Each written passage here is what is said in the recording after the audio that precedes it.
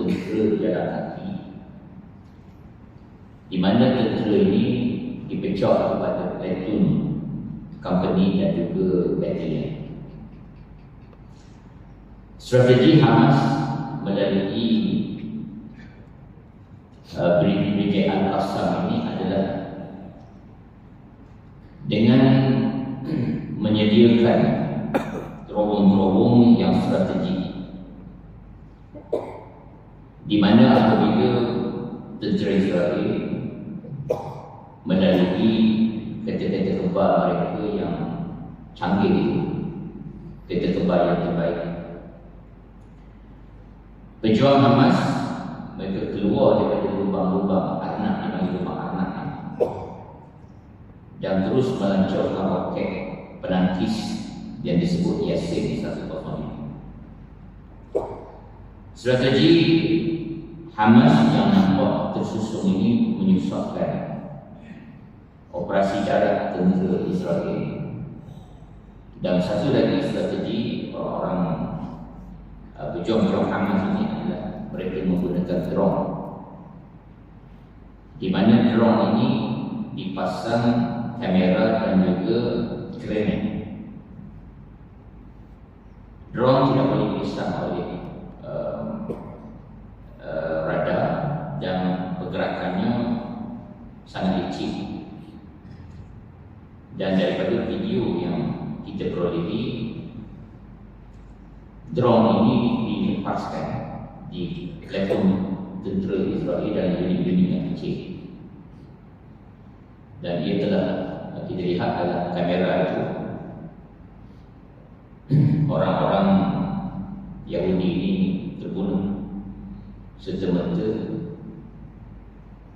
dan nampaknya operasi darat lebih 2 minggu ini telah memakan korban yang besar kepada tentera Israel. Tuan-tuan muslimin muslimat, semalam saya ada menguraikan tentang kepentingan Al-Quds, di mana Al-Quds ini menjadi rebutan kepada kuasa-kuasa dalam civilization, dalam sejarah kewujudan Al-Quds itu. Dan pagi ini kita nak membahaskan tentang dakwaan orang-orang Yahudi ini bahawa mereka adalah pemilik Al-Quds ataupun tanah Palestin. Jadi adakah Zion ataupun Masjid Aqsa itu adalah milik orang-orang Yahudi sebagaimana dakwaan mereka? Kerana di dalam kitab Genesis chapter 15 ayat 1 hingga 21 terdapat perjanjian Allah dengan Nabi Ibrahim AS, di mana bagi bangsa Israel, Palestin itu adalah tanah yang dijanjikan Allah kepada mereka, yang mereka sebut the promised land, ataupun mereka sebut tanah Israel, tanah Palestin ini sebagai Eretz Israel ataupun tanah Israel. Yang ini penegasan bahawa tidak ada bangsa lain yang berhak menduduki Palestin kecuali umat pilihan Tuhan, yakni Bani Israel. Dan kuliah semalam saya telah sebut bahawa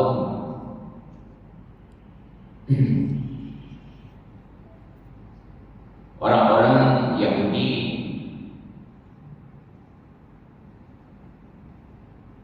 menyatakan bahawa Al-Quds adalah milik mereka kerana raja mereka ialah King David ataupun Nabi Daud AS yang mengasaskan Masjid Aqsa dan dibangunkan oleh puteranya Nabi Sulaiman AS ataupun King Solomon. Tetapi dakwaan ataupun klaim orang Yahudi ini salah dari sudut akidahnya, kerana akidah Nabi Daud alaihissalam dan juga Nabi Sulaiman tidak sama dengan akidah orang-orang Yahudi pada hari ini.